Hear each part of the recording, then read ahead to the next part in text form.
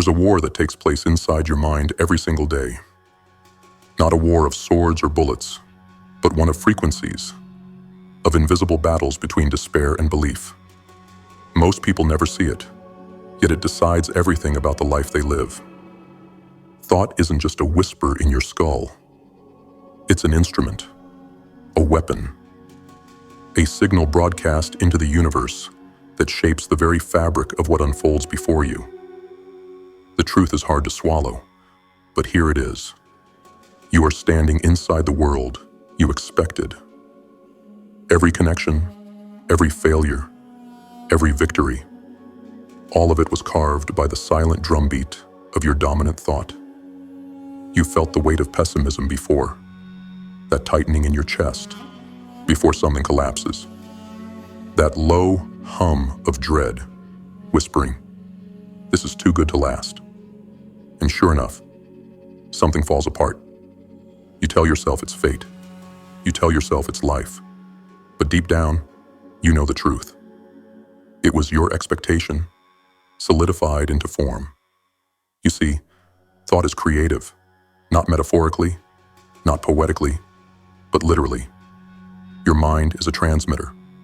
Every emotion, every belief, every expectation emits a frequency. A vibration that calls back, matching experiences from the field around you. That's why two people can live under the same roof, work the same job, breathe the same air, and yet one is surrounded by opportunity, while the other drowns in struggle. They're tuned to different stations in the same universe. There are infinite outcomes all existing within the unseen layers of reality, each one vibrating at its own frequency. And the key that unlocks which layer you live in is your expectation. When you expect betrayal, you magnetize betrayers. When you expect rejection, you attract situations that feed your fears. When you expect loss, you pull in loss like a tide you can't resist. But when you, in defiance of everything you've endured, expect the best, you change universes. This is not naive optimism. This is power. This is the courage of a warrior standing against the tide of his own conditioning. Because the world doesn't reward wishful thinkers. It respects the few who believe so deeply that even reality bends in their presence. Wishful thinking is hollow. It's dreaming without conviction. It's like throwing sparks into the wind and wondering why nothing catches fire. True expectation, though, that's faith in armor. That's belief forged through the fires of disappointment and still standing tall. That's saying, "I will win," not because it's easy, but because the alternative is death to your spirit. Most people live enslaved by their pessimism. They tell themselves, "I just want to be realistic." But what they call realism is really fear, dressed as wisdom. It's a protective shell, built after too many broken dreams. So they shrink their vision, silence their hope, and call it maturity. But nothing about that is strength. That's surrender. The true warrior does not surrender to cynicism. He sees the darkness. He's lived through it. He's bled in it. But he expects light anyway. Because he knows that expecting the worst doesn't prevent pain. It guarantees it. And expecting the best doesn't make you foolish. It makes you magnetic. Expectation is faith projected into the field. It's you claiming your future before it arrives. Every thought is a command to creation. Every expectation is an order given to the unseen. The universe doesn't give you what you want. It gives you what you expect. Because expectation is the pulse of belief, and belief is the blueprint of manifestation. When you expect something with conviction, the energy begins to organize around it. The right people show up. Opportunities appear where there were none. The flow of events rearranges itself, like a current bending around a rock. You call it coincidence? It's not. It's you stepping into the frequency field that holds that outcome. And this law doesn't stop at money or success or opportunity. It governs relationships too, because relationships are mirrors. You don't attract who you want. You attract who your subconscious expects. If you expect betrayal, you'll find it. If you expect neglect, you'll live it. But if you expect loyalty, growth, and respect, and hold that expectation without fear, you'll begin to summon those who live in that same frequency. You'll start finding souls that match your energy, because expectation is a beacon, and only those tuned to the same signal can hear your call. That's why it takes the courage of a warrior to expect the best. Because it's not just about staying positive. It's about defying the patterns that have defined you for years. It's about walking through memories of betrayal and choosing faith anyway. It's about facing the ghosts of disappointment and refusing to bow. That's not softness. That's battle. The world is full of people who think pessimism is intelligence. They laugh at dreamers, mock believers, and feed on the comfort of defeat. They are addicted to expecting failure, and they find it again and again because they're tuned to that field. And until they retune, they will keep reliving the same tragedy. But you can change it. You can reprogram your mind to expect greatness, not as a fantasy, but as a command. You can build an inner standard so high that the universe has no choice but to rise to meet it. You can shift your frequency, one thought at a time, until expectation itself becomes your power, your protection, your weapon. Understand this. Faith and expectation are not passive states. They are acts of war. Every time you choose to expect the best, when everything screams failure, you are waging battle against entropy itself. And in that defiance, you create. So practice it. Wake up and expect something extraordinary. Walk into rooms expecting connection, expecting opportunity, expecting peace. Don't look for proof. Become the proof. Don't wait for the world to change. Become the frequency that forces it to.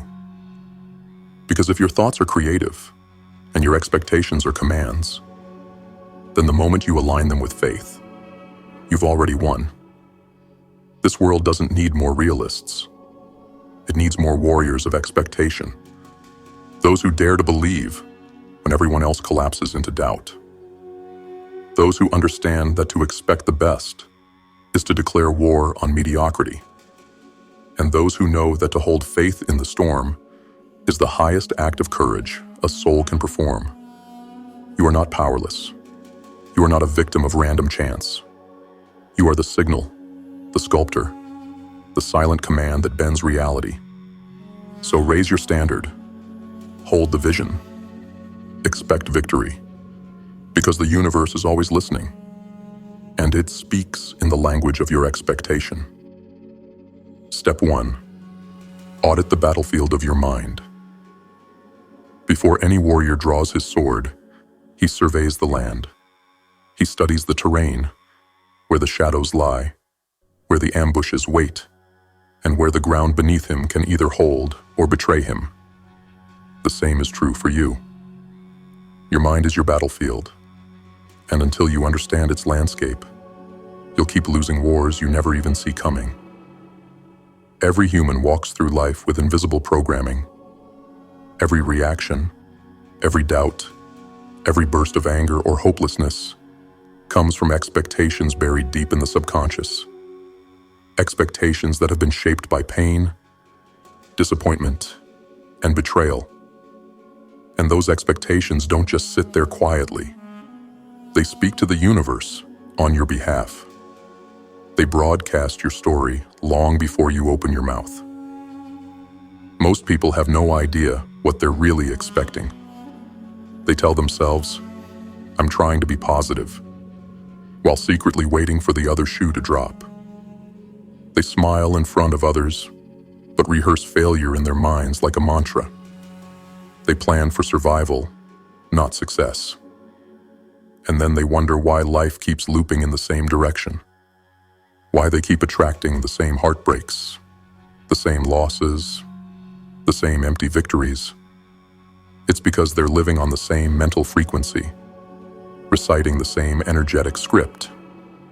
So your first mission, before trying to create anything new, is to see what you've already been creating. You must become the observer of your own internal world. That means watching your thoughts the way a general watches enemy movements. Listen to the tone of your self-talk. What happens in your mind when someone praises you? Do you accept it or immediately feel unworthy? What happens when opportunity appears? Do you prepare to rise or prepare to fail? What happens when love reaches for you? Do you open your hands or tighten your grip, waiting for it to vanish? These reactions reveal your true expectations, not the surface-level affirmations, but the hidden ones that actually command your reality. Your mind has been running a script for years, and if you don't rewrite it, you will live out the same story until your last breath. To audit your mind, you must slow down long enough to hear it. Silence is uncomfortable because in silence, the lies become loud. You'll hear every limitation you've accepted, every belief that was never yours but handed to you by someone broken. You'll realize how many of your fears aren't even yours.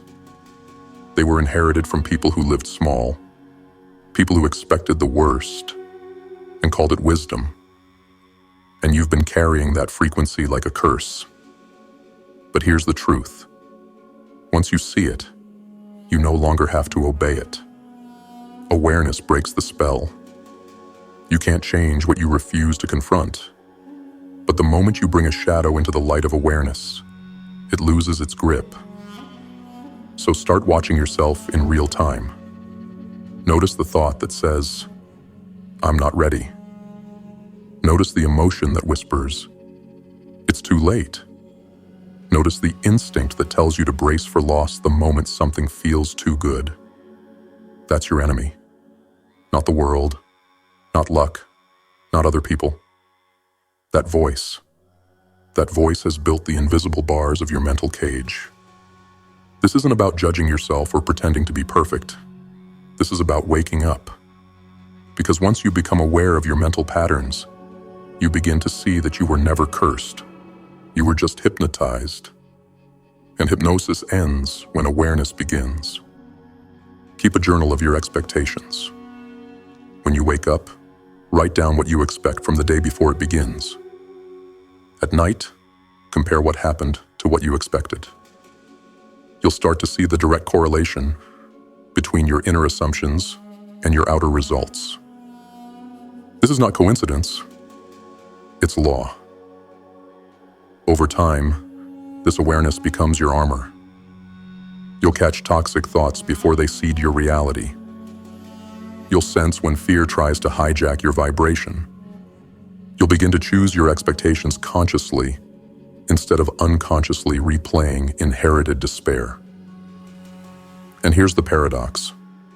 Awareness doesn't make life easier. It makes you stronger. It shows you where the real war is being fought, inside your own mind. And when you finally see that battlefield clearly, you'll realize something powerful. You were never fighting the world. You were fighting the frequency of your own expectation. From this point forward, every time you think, "I knew this would go wrong," stop.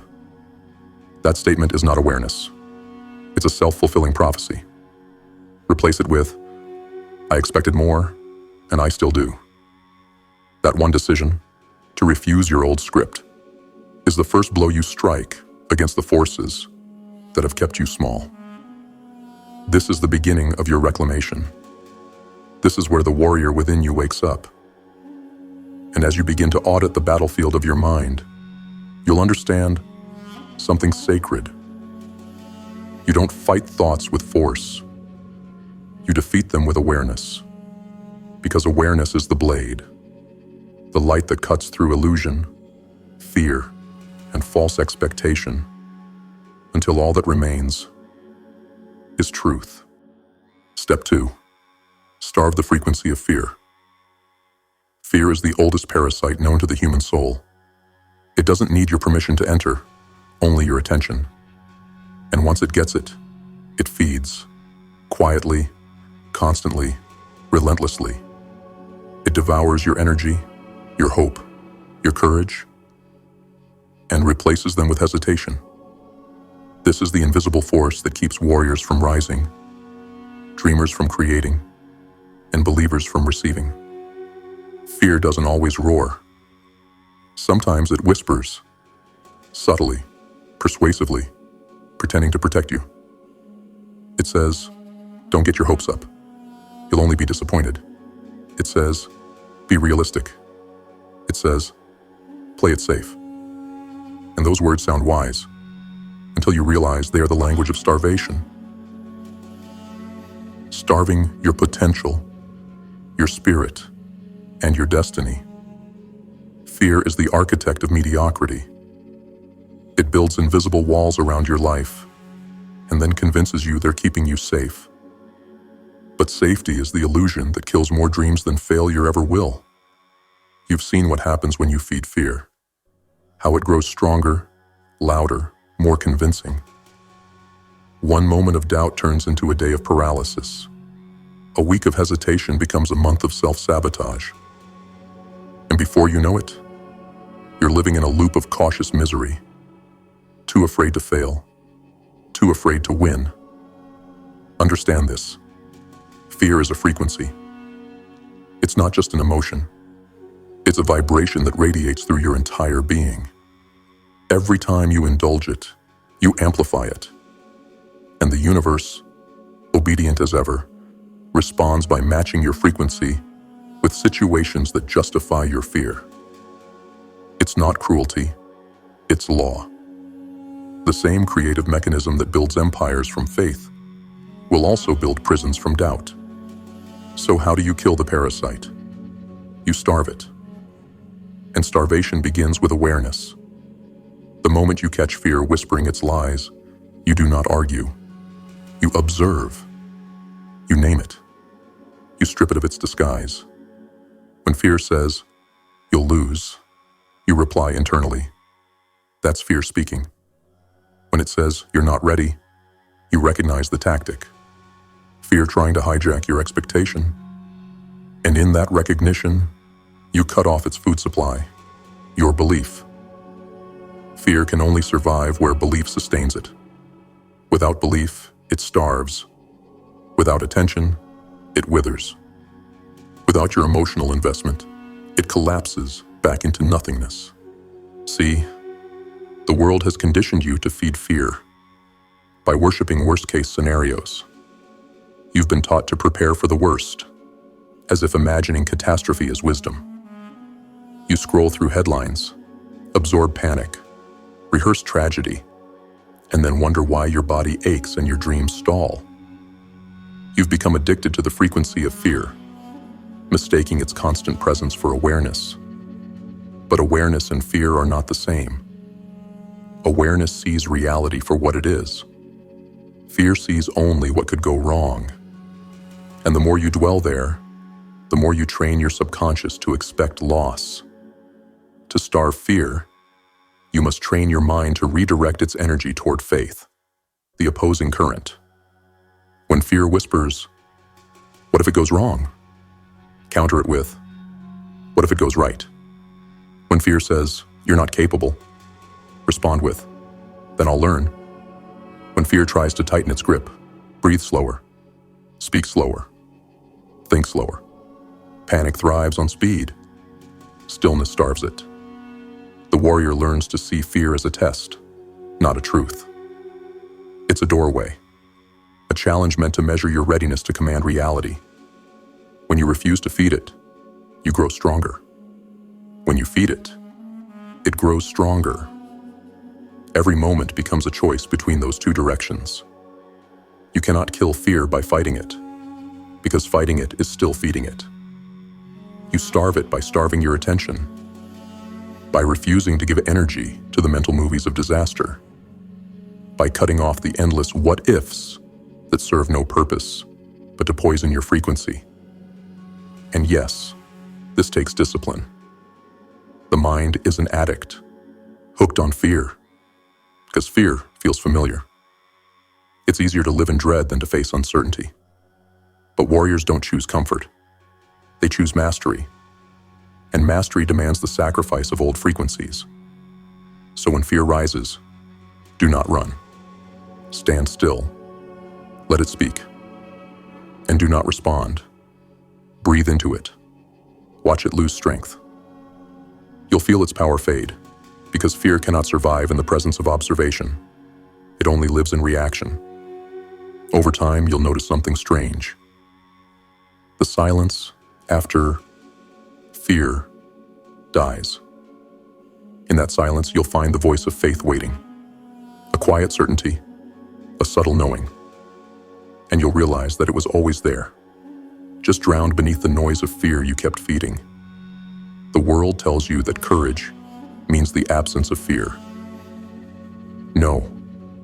Courage is mastery in spite of it. Courage is standing before the phantom of your past pain and saying, "You've taken enough from me. I will not feed you anymore."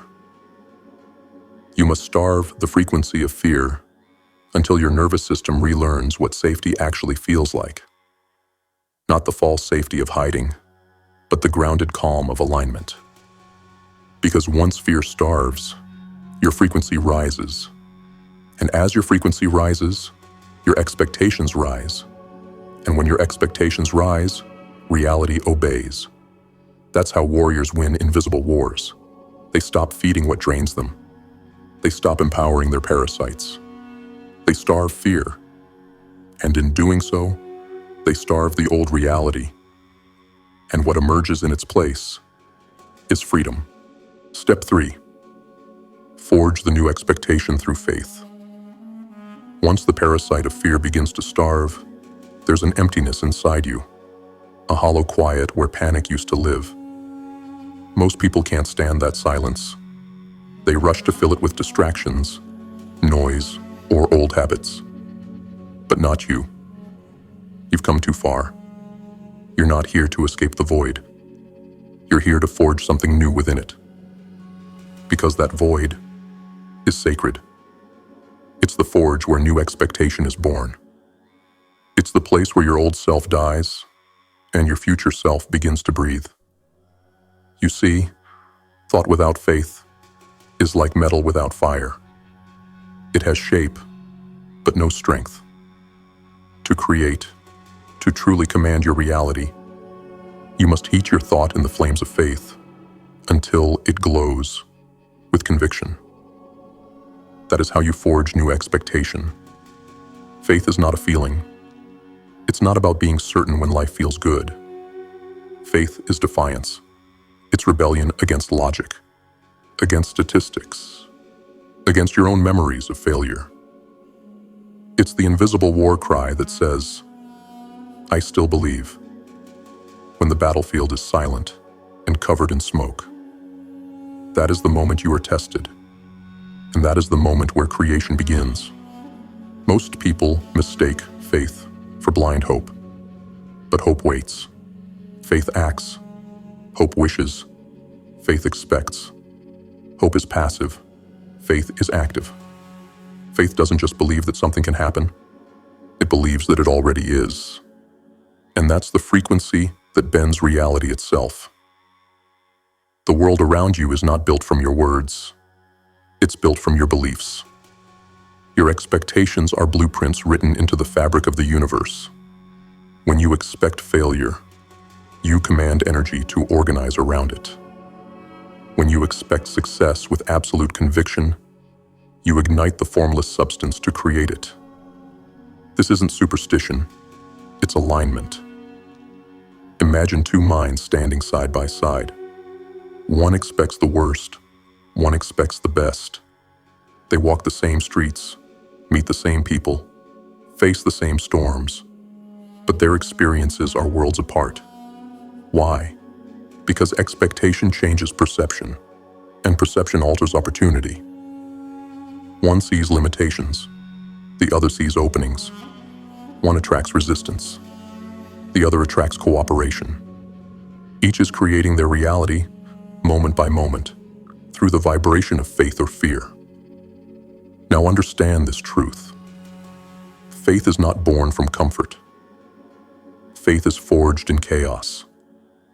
It is created in the moments you least feel capable of holding it. It's easy to believe when things are going right. But when everything falls apart, when the world goes quiet, and you stand alone, that's when true expectation is tested. Every warrior of destiny will be dragged into that darkness. It's not punishment, it's initiation.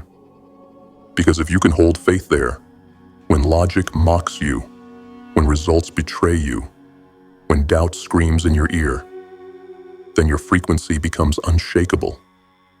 And once your frequency becomes unshakable, the universe has no choice but to rearrange itself around your belief. So how do you forge this faith? You start by declaring what you choose to expect. Not timidly, but with command. Write it. Speak it. Think it, until it feels like fact. Define it so clearly that doubt has no room to interpret it. Your mind is a forge. Your words are the hammer. Every repetition is a strike shaping your new reality. But here's where most fail. They declare once, then wait for results. They think one spark will sustain a fire. It won't. Faith must be practiced. Federal strengthened through discipline. You must wake up every day and expect again, even when nothing has changed. Especially when nothing has changed. Because in those moments of emptiness, something is changing. You. You're rewiring your internal frequency. You are teaching your mind that reality responds to your will, not your worry. And when your subconscious finally accepts that truth, it begins to attract accordingly. Not through effort, but through resonance. The warrior understands this. He knows that faith is not begging the universe for mercy. It's commanding it with conviction. He doesn't ask, "Can I win?" He declares, "I already have." And then he acts as though it's done. Because expectation without embodiment is fantasy. But expectation with embodiment is law. This is the secret that separates wishful thinkers from creators. Wishful thinkers hope life gets better someday. Creators know that someday doesn't exist, only now. And so they live in the vibration of their desired outcome until the world catches up. It might sound insane to those who don't understand energy, but everything you see began as unseen expectation. From the inventions that reshape civilizations to the small decisions that alter destinies. All creation begins as a thought charged by faith, sustained by repetition, and made real through aligned action. So stop begging the universe to prove your belief true. Prove it yourself. Stand in your chosen expectation long enough for the old one to collapse. Because it will. Old energy cannot survive where new conviction stands its ground. You will feel resistance, doubt, impatience, fear trying to crawl back in. That's the forge testing your mettle. Every time you hold faith in the face of fear, you harden your expectation into steel. Every time you refuse to yield, you imprint your destiny deeper into the field of creation. And one day, without warning, reality bends. What you once believed might happen simply is. Not because of luck, not because of chance, but because you expected it so deeply that the universe had no choice but to respond. Faith is the highest form of power. It's invisible to the eye, but it shapes everything visible. It's the unseen hand that moves the mountains of circumstance. And once you master it, you become more than human. You become the architect of your own existence. So take up your hammer, warrior. Enter the forge of silence. Let fear burn away and shape the raw metal of your belief into something unbreakable. Because in that moment, when your expectation glows with faith, you stop reacting to reality and begin commanding it. Step 4. Act in the frequency of fulfillment. The world doesn't bow to wishes. It bends to alignment, and alignment demands action. You've forged your expectation through faith, but thought alone is only half the code. The other half is how you move. There's a reason the warrior doesn't just meditate on victory. He trains for it. He doesn't simply visualize strength. He embodies it. Because in the realm of creation, your body is the loudest affirmation you possess. Your movement, your tone, your posture, your daily habits. They are constant declarations of what you believe is true. The weak think that manifestation means sitting still and hoping. The strong understand that movement is magic. Every action you take either reinforces your faith or betrays it. Every step you make is a vibration, a command, sent out to the universe saying, "This is who I am." When you act as though your desire is already real, you bridge the unseen and the seen. You stop chasing outcomes and begin living in the frequency of fulfillment. And that's when the invisible world begins rearranging itself to match you. But make no mistake, this step requires courage. Acting in faith means moving before the path is visible. It means showing up when no one claps for you, when results haven't arrived, when logic calls you insane. That's the price of creation, to embody the end before it exists. Every great transformation demands this madness. You must become the version of yourself that already lives in the life you seek. That version doesn't wait for confidence. It walks as if chosen. It doesn't wait for money to arrive. It behaves as though abundance is already circulating. It doesn't wait for love to appear. It radiates love until it becomes magnetic. Your actions must speak the same language as your faith. If your thoughts say, "I am worthy," but your actions say, "I'm afraid," you're sending mixed signals to the field, and the universe mirrors confusion back to you. Energy responds to consistency. Faith backed by action creates momentum, and momentum is the heartbeat of manifestation. So look at your life right now. How do you move? Do you walk like someone who expects greatness? Do you handle your work like a craftsman who believes his effort will echo across time? Do you speak with the conviction of someone who knows the outcome is already decided? Or do you act like you're begging life to notice you? Every detail matters. The way you eat, the way you rise, the way you approach your goals. Your rituals are the architecture of your expectation. Your habits are the evidence of your faith. Start aligning them. When you eat with intention, as if you're fueling a body built for victory. When you train like the future depends on your discipline, because it does. When you work, do it with excellence, not for validation, but because mastery is your standard. That is how the warrior acts in fulfillment, not waiting for proof, becoming the proof. Understand this law. Energy cannot distinguish between belief and embodiment. If you consistently act like someone who has already received, the field begins to bend around that signal. That's when synchronicities appear. That's when people call it luck. But it's not luck, it's physics. Because action is the anchor that holds your frequency steady when doubt tries to pull you under. When fear resurfaces, and it will, you don't retreat. You move. You push forward even when your emotions lag behind.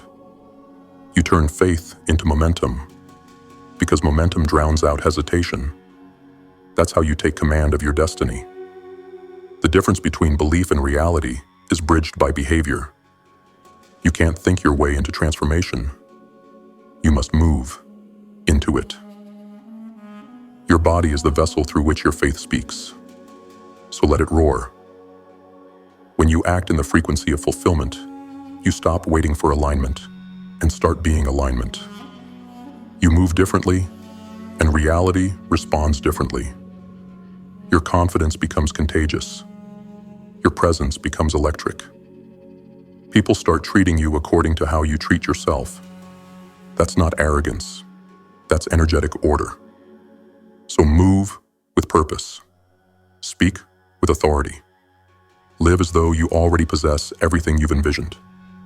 Because in truth, you do. It already exists in the unseen, waiting for you to match it through embodiment. The weak wait for signs. The warrior becomes the sign. And when the world begins to mirror that inner conviction, when opportunities align, when doors open, when life suddenly feels like it's conspiring in your favor, you'll know this wasn't coincidence. It was consequence. The consequence of acting in the frequency of fulfillment. Step 5. Sustain the field through gratitude and discipline. You've built momentum. You've aligned your thoughts, your faith, your actions. But here's the truth no one tells you. Creation doesn't end with manifestation. It must be sustained. The universe rewards those who can hold their vibration under pressure. Anyone can feel powerful when things go right. Few can remain grounded when the winds shift. And they always will, because every new frequency attracts new tests, designed to see if you've truly embodied it, or if you're still pretending. This is why the final step is the hardest. Maintenance. It's not glamorous. It's not loud. It's the quiet discipline of holding your signal no matter what storms appear. And the key to sustaining your frequency is gratitude. Gratitude is not some light emotion. It is the frequency of completion. It tells the universe, I have received. And because the universe mirrors energy, it continues to deliver more experiences that match that signal. But if you slip into lack, complaining, or comparison, you lower your frequency and your creation begins to decay. So practice gratitude like a warrior ritual.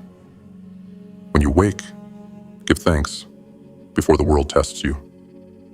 Not out of politeness, but as a declaration.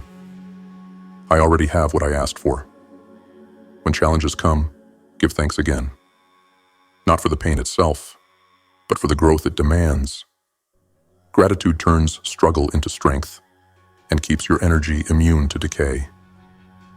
The second key is discipline, because even gratitude can fade without consistency. Discipline is what locks your new identity into place. It's the daily repetition of victory. It's choosing to show up when the fire cools, to do what's required when inspiration has died. Discipline keeps your vibration stable through repetition, because frequency is maintained through rhythm. If you break the rhythm, your energy destabilizes. If you keep it steady, your reality keeps expanding. This is why the warrior rises early, trains daily, reflects nightly, not for aesthetics, but to sustain frequency. He doesn't rely on motivation. He relies on order. He honors the rituals that keep his vibration sharp. Meditation, solitude, gratitude, excellence. And when the storms come, because they always will, he doesn't ask, why me? He says, test me, because he knows that every test is a chance to prove his frequency indestructible. Gratitude softens the heart. Discipline strengthens the mind. Together, they maintain the current that keeps you aligned with abundance, purpose, and truth. One without the other collapses. Gratitude without discipline becomes complacency. Discipline without gratitude becomes slavery. But when they merge, you achieve mastery, calm, power. Sustain the field. Keep your vibration clean. Protect your peace like a sacred flame. Refuse gossip, fear, and bitterness. They are viruses that corrupt your signal. Return often to silence. Recharge there. Because silence is where the field listens most closely. And when the days come where doubt returns, because even warriors stumble, don't panic. Don't collapse. Just return to the fundamentals. Gratitude for what's done. Discipline for what's next. Hold your expectations steady through every rise and fall. That constancy, that refusal to break, becomes the ultimate signal of mastery. Because in the end, creation is not about how fast you rise. It's about how long you can hold the frequency once you're there. So sustain it, guard it, and let the world revolve around the stillness you've built. Because when gratitude fuels you and discipline guides you, you no longer chase miracles, you become one. Everything you've just heard, every step, every truth, it all leads here. To the understanding that reality is not something you enter, it's something you emit. You are not a wanderer lost in chance. You are the generator of worlds.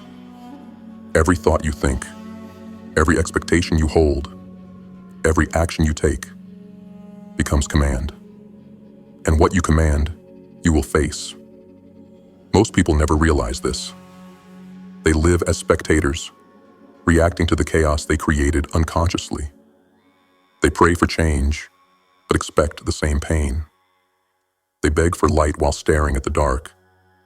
And the universe, faithful as ever, reflects their focus back to them, again and again, until death comes, and they wonder why nothing ever changed. But you are no longer blind. You have seen the battlefield. You've looked your fear in the eye and starved it. You've felt the silence that follows, the sacred emptiness where your new self begins to form. You've stepped into the forge of faith and hammered your thought into conviction. You've learned that true expectation is not begging, it's building. That belief alone is nothing without movement. And that action, when aligned with faith, turns the unseen into form. You've seen that embodiment is law, that every step you take in the frequency of fulfillment is a signal to creation itself. And that gratitude and discipline are the twin pillars that hold the structure in place when storms test your resolve. This is how worlds are shaped, not by the hands of the fearful, but by the hearts of those who expect. The weak call it delusion, but the warrior knows delusion is thinking you can live in fear and still create greatness. Faith is not madness, it's mastery. It's the act of standing in chaos and refusing to lower your vibration. It's choosing to expect the best in a world that worships failure. It's walking into the fire and understanding that the heat doesn't burn, it refines. This is the way of the few. The ones who stop waiting for permission. The ones who stop leaking their power through doubt and hesitation. The ones who act, think, and breathe as if destiny already bows before them, because it does. Life isn't testing your worth, it's testing your frequency. And if you hold it steady long enough, the gates of reality open. You see, the universe doesn't reward the desperate. It rewards the disciplined. It bends for the ones who expect victory, not once, not twice, but always. The ones who live with the calm certainty that everything they seek is already theirs in spirit, and they are merely walking the path to meet it in form. So listen closely now. You are not waiting for a miracle. You are the miracle. You are not chasing energy. You are emitting it. You are not hoping for alignment. You are alignment. Your life will mirror the vibration you sustain. And if you live by these steps, if you audit your mind, starve fear, forge faith, embody fulfillment, and sustain your field through gratitude and discipline, you will become untouchable, unshakable, unstoppable. You will rise each morning with a calm knowing that what you think, you create, that what you expect, you attract, and that what you embody, you become. This is the warrior's code: to walk by faith when eyes see nothing, to expect victory when odds seem impossible, to act as though destiny is already written, because it is. And when people ask how you did it, you'll simply tell them, I stopped expecting failure and started expecting truth. Then you'll smile, because you'll know that the truth was never hidden.